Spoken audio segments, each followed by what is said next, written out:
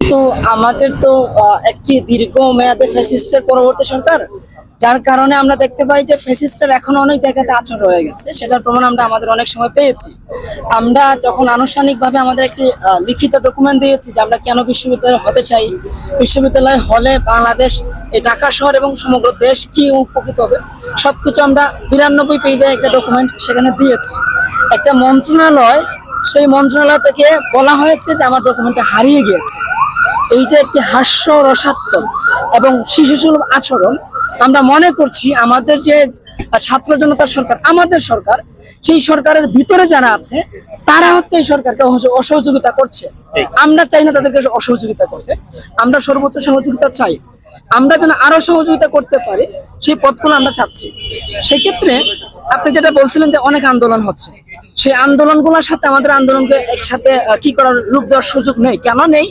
যে আমাদের হচ্ছে দীর্ঘ 28 বছরের আন্দোলন, একটা কথা। আরেকটা কথা, আপনি বলছেন যে ইউনিভার্সিটি হতে গেলে সংসদে আইন পাস হতে হয়, সেটা অবশ্যই সত্য। ইউনিভার্সিটি একদিন হয়ে যায় না, সত্য। কিন্তু আমরা এই যে দলীয় সরকার ছাড়া, সংসদীয় সরকার ছাড়া বাংলাদেশে ইউনিভার্সিটি হয়েছে, সেটা কিন্তু উদাহরণ অলরেডি আছে। তো সেই ক্ষেত্রে আমরা এখান ধরে নিয়েছি সরকার যদি সদিচ্ছা পোষণ করে তাহলে অবশ্যই সেটা সম্ভব। আপনারা কি মানে আনুষ্ঠানিক কার্যক্রম শুরু হোক? আমরা চাচ্ছি, দেখেন, একটা ইউনিভার্সিটি হতে গেলে একটা নির্দিষ্ট প্রক্রিয়া আছে। সেটা যে আজকে শুরু হলে, ধরেন আপনার 5 বছর, আজকে থেকে শুরু হলে 5 বছর পরে শেষ হবে।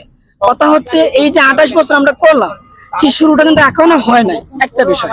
আরেকটা বিষয়, আমাদের আন্দোলনের যে মূল মোটিভ, সেটা হচ্ছে আমাদের আদর্শের জায়গাটা হচ্ছে তিতুমির।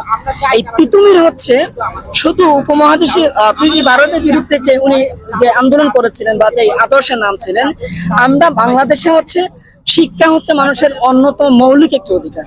আমরা বাংলাদেশের প্রেক্ষাপটে শিক্ষাকে একটি বাণিজ্যিক খাতে ঠেলে দেওয়া হয়েছে। সেখান থেকে বিভিন্ন পর্যায়ের শিক্ষা সিন্ডিকেট তৈরি হয়েছে। আমরা চাই আমাদের দাবিটি পূরণ হোক। পূরণ হওয়ার পরে যতগুলো শিক্ষা সিন্ডিকেট তৈরি হয়েছে, প্রত্যেকটা শিক্ষা সিন্ডিকেট ভেঙে পড়ুক, ছাড়কার হোক। আমরা সেই জায়গাতে আমরা সহযোগিতা করি এবং আমরা চাই যারা শিক্ষা সিন্ডিকেটের কবলে পড়ে বৈষম্যের শিকার হচ্ছে, মৌলিক অধিকার থেকে বঞ্চিত হচ্ছে, তারা এখান থেকে আওয়াজ ওঠায়।